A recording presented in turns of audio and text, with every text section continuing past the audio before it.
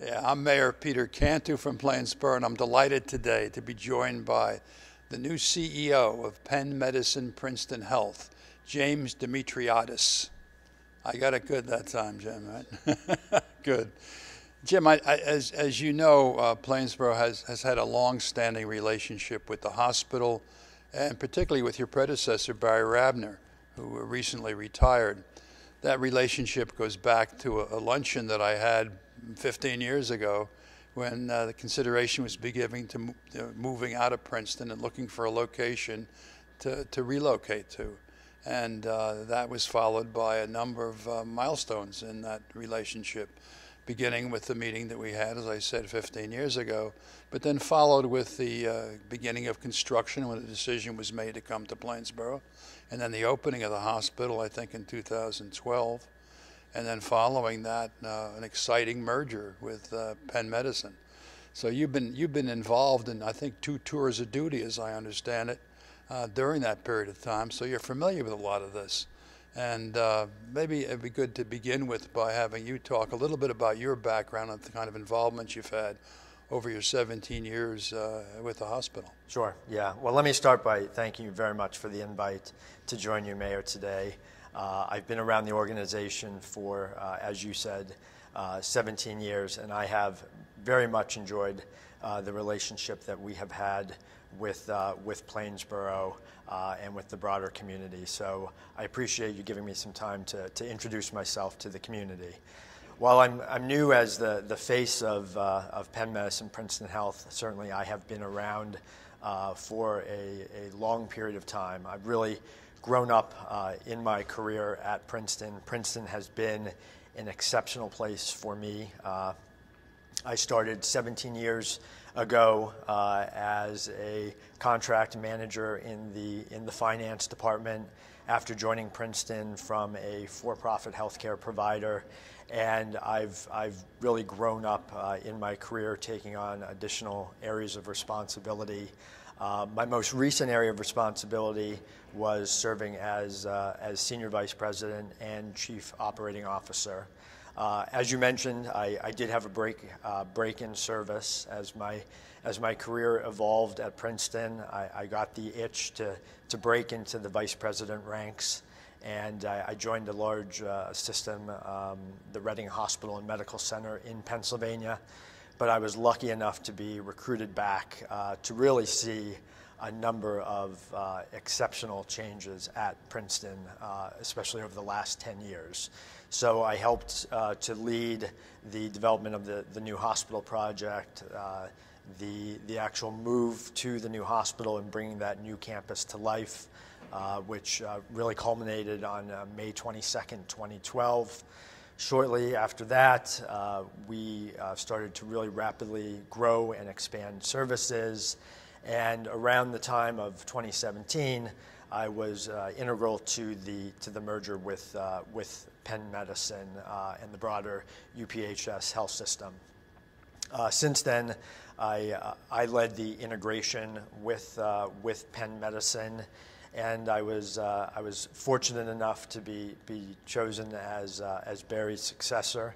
I feel fortunate to take the next step in my career at an organization and with the people that define our organization and that I hold in such high regard. I have a lot of affection for Penn Medicine Princeton Health, and I really look forward to taking the reins and continuing the growth that we've built a foundation for over the last 15 years. That's great, and I would be remiss if I didn't thank you and congratulate you on your new role.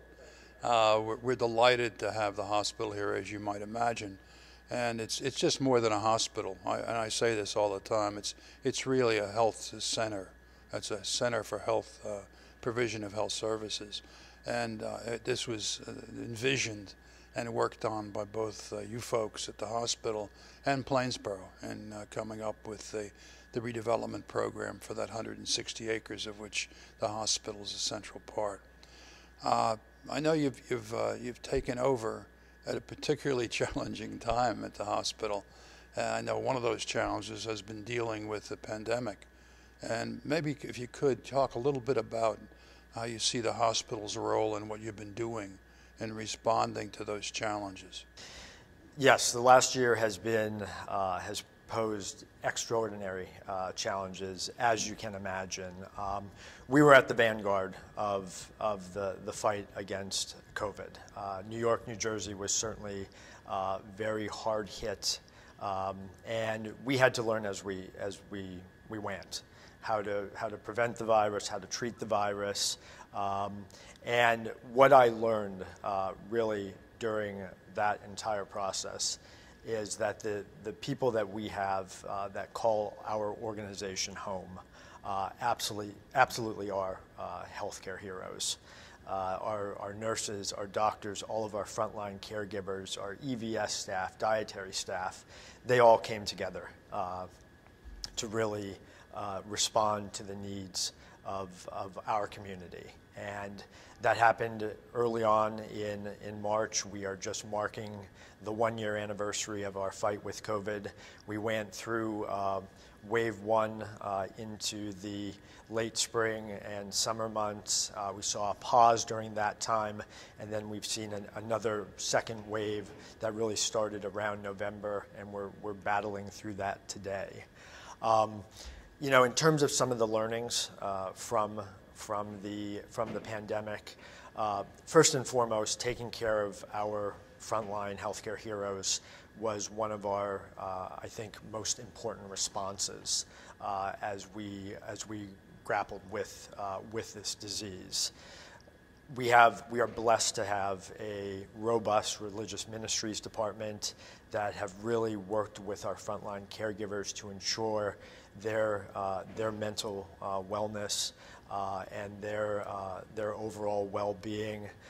We've worked with a number of resources from the broader Penn Medicine system to help aid in that work around mental wellness, and really keeping a check on our caregivers that go into battle every day and the exhaustion that comes from that.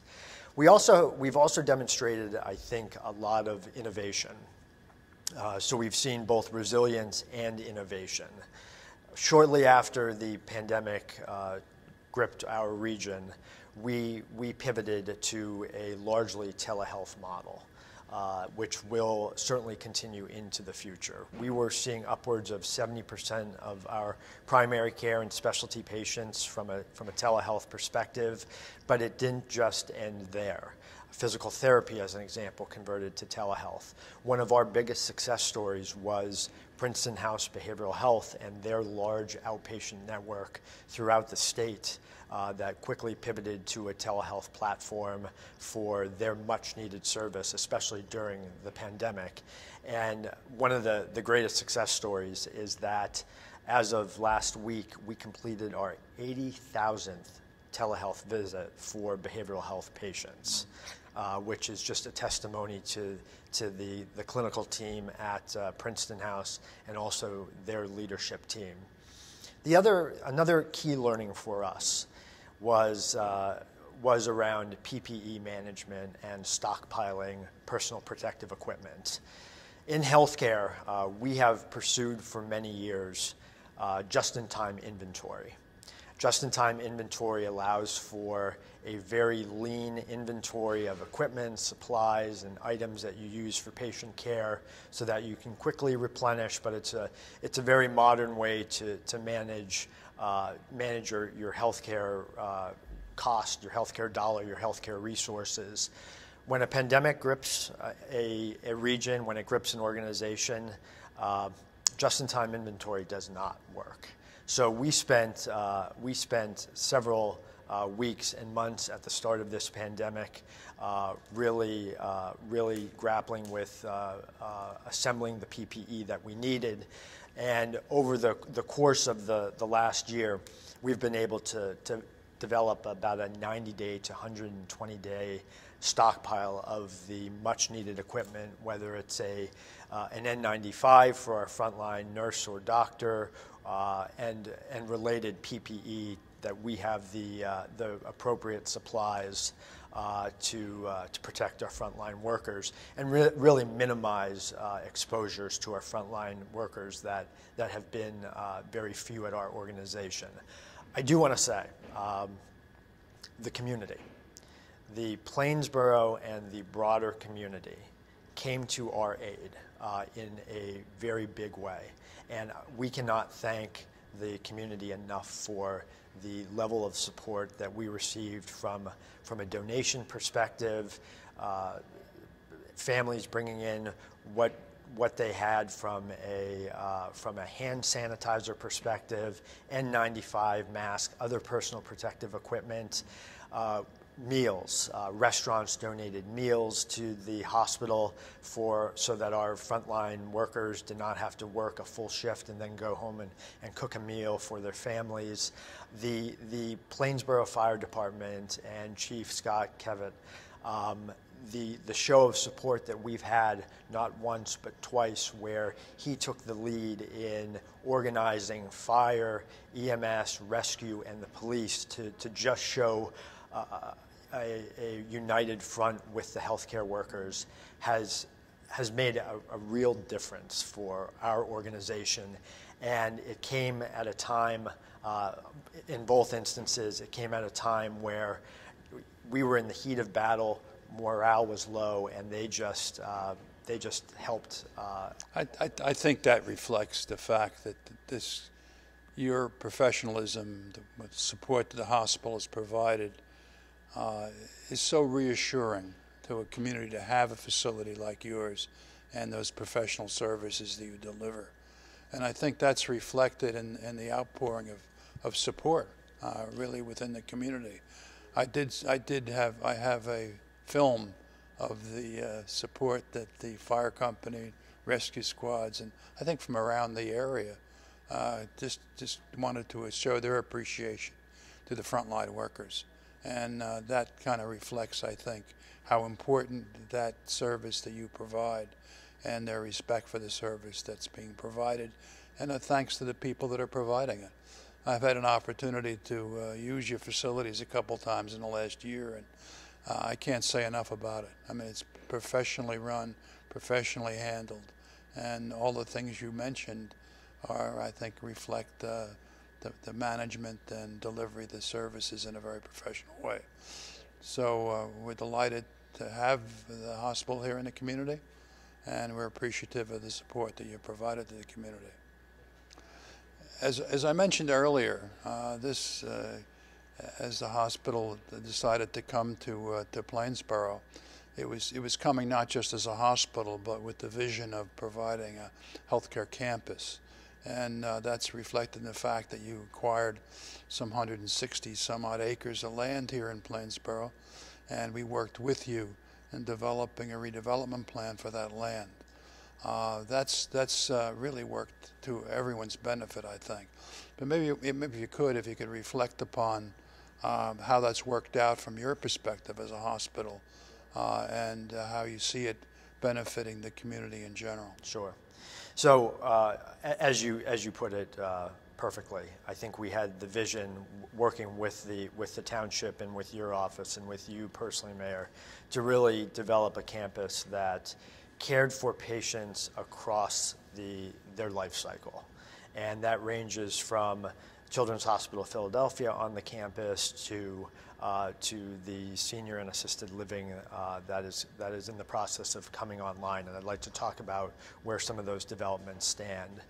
But I think we've spent the last 10 years growing the campus that will represent a $1.5 billion asset for Plainsboro and the residents of Central New Jersey, which is phenomenal for our area and for the region. In terms of some of the major projects that I just wanted to mention, first off, we have a medical arts pavilion that houses a number of both private practices and Princeton Health owned physician practices. That continues to that continues to build up the level of services that they have in the Medical Arts Pavilion. We just started construction for a cancer program office in that building that will be 7,000 square feet, that will house most of our physician practice providers related to our oncology program in that space, and that is slated to open in July. But beyond that, the campus is budding, and the vision for all of those various services are about to come online in the coming months. Ovations at Riverwalk, which is an independent living center, living facility with their 260 rental units, is slated to open this summer. The townhomes at Riverwalk, which will be owned townhomes, also coming online. Maplewood Senior Living Center, which is immediately adjacent to the hospital for assisted living, is slated to also come online this summer. That will provide not only assisted living, but memory care and short-term care.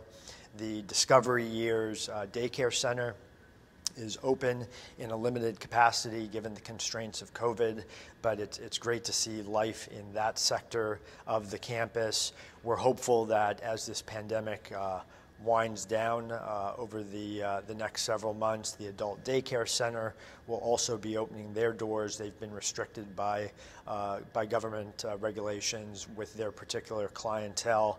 And of course, Merwick has been a linchpin for our campus, and they continue to operate and really provide a high level of service. And our affiliation, our longstanding affiliation with Children's Hospital of Philadelphia and their subspecialty and specialty provider facility on the campus also is doing extremely well. Actually, if anything, Merwick preceded the opening of the hospital. And it was exciting when they opened, and you've kind of run through a litany of all the things that I usually talk about when I talk about the redevelopment project, of which the hospital is really the keystone of that operation. No, it's a very exciting time, and the new housing project that you mentioned, the new Riverwalk and adjacent townhome project, those are important components of that overall balanced development, not just healthcare, but also providing places for people to live. Yeah, and I expect so we are a busy campus, but the activity around the campus will just continue to evolve, which I think is great for the community, and it'll be have a vital role in Plainsboro. Yeah, it's funny when you mention the economic value of the hospital and the associated other development around it. I believe those are the numbers that I quoted back in 10, 12, 13 years ago as the hospital opened, and projected, based on the redevelopment plan that we had in place, projected what the economic value of that total development would be to the community. So it's tracking very close to the projections that we made, both you folks made and our professional staff made at the time. So we're delighted with that. That's a very important component of this community for a whole bunch of reasons, not just the service it provides to the community, but it's really become a regional provider of services, of very important services. So with that, when you made the move when decided to make the move from Princeton, I'm sure you considered a number of different factors in making that decision. It was funny because when after the 2 or 3 years of discussions and back and forth with our planning people, Barry called me one day, and I happened to be in Atlantic City. I was president of the League of Municipalities that year, and he said, we made a final decision. We're going to make an announcement. We'd like you to be, I'd like to come out and brief you for that, or I'd like to brief you on it. I said, well, I'm not here. He said, well, I'll tell you, I'll come down in the morning. So we met in my room in Atlantic City as he briefed me on the decision. We were very excited about that, and it's proven to be a very valuable asset to the community. Can you talk a little bit about how you see that move out of Princeton, how you see that and the ultimate expansion of services benefiting your client base and the state and region, basically. Sure. Yeah, absolutely. So, we will always have a connection to certainly downtown Princeton, where we spent 90 years of our now 101-year history, located at 253 Witherspoon Street, and we continue to have physician practices on that old campus in the 281 Witherspoon Street building. But we moved only a few miles, but it was so impactful for the community we serve. Our location at 1 Plainsboro Road, just across Route 1, really aligned us with 70% of the patients that we serve. So we made it more convenient for the broader group of patients that we serve. The level of services that I think we brought to greater proximity has enabled us to really be more centrally located. What we know is patients want care and they want it close to home. So that move has really helped to support that goal. In terms of where we're going and how we will continue to benefit the community, our goals for the next several years really revolve around 4 different factors. Number 1 is quality. We have been the quality leader in the region, but we will continue to evolve to be the undisputed quality leader in the region, so that patients who select Penn Medicine Princeton Health in Plainsboro know that they are getting cutting-edge treatment. The other investment really revolves around growth and access, and I think we'll talk about growth hopefully in this segment. But we want to continue to improve our level of technology, but we also want our patients to have the access that they've come to expect. They want to be able to pick up the phone and see a provider in a matter of days, not weeks or months, which is fairly synonymous with some of the larger academic medical centers. The third piece really revolves around experience. Patients want high tech. They want the most cutting-edge care pathways, but they want to have a relationship with their care providers and their broader care team. And I think that has become synonymous with Penn Medicine Princeton Health, and it's really what the community demands. And lastly, in terms of our strategic imperatives, it revolves around our people. Elevating our people, continuing to help them grow in their career, but also our ability to attract the best and brightest. And I think that is really what will continue to benefit Plainsboro and the broader Central New Jersey region. That's great, and we appreciate your commitment to those factors. Earlier, you mentioned when we talked about future plans, I think you mentioned something about cancer treatment and some expansion of facilities.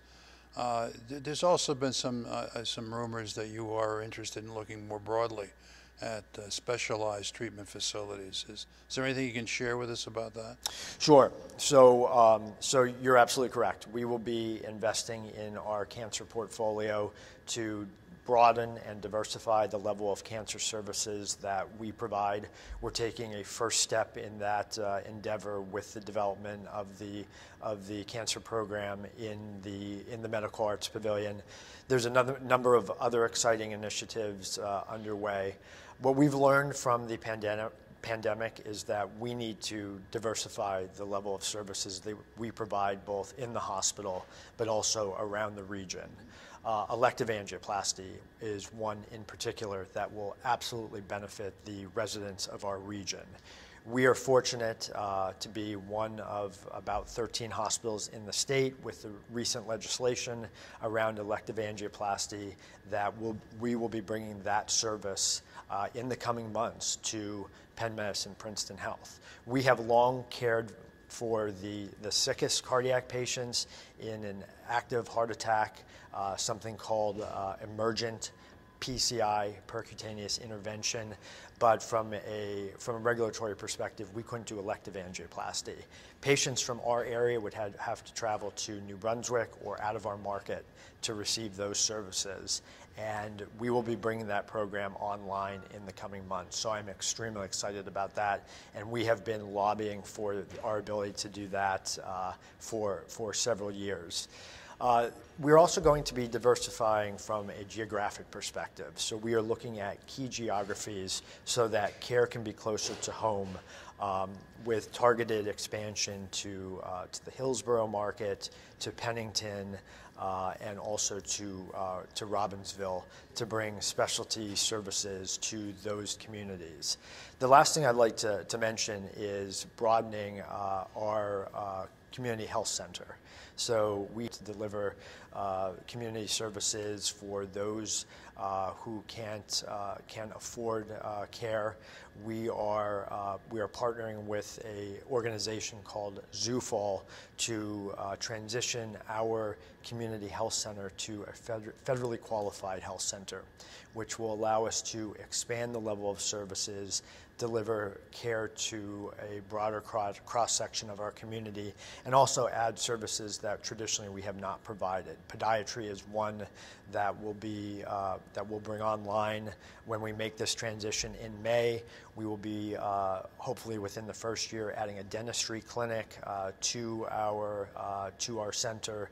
So we think it's going to be a major enhancement for those in the community that need it most. Where is that center? It will be actually located on the campus within the four walls of the hospital, in what was previously our community health center. I see. Okay, great. So we're excited about that. Jim, we're very excited to hear all the plans you have, and we're excited and so happy to have the hospital here in Plainsboro. So I look forward to working with you, and the community I know wants to work with you and helping in any way we can to continue to advance those plans. So I want to express my appreciation to you for coming in today and giving us a very good overview of the hospital and what its benefits are to the community. And I look forward to meeting with you again and continuing to support your efforts here in Plainsboro. So thanks again for coming in. Well, thank you, Mayor. I appreciate the time, and I appreciate the support from the community. We feel it every day, and we appreciate it. That's great. We want to continue that support. Thank you.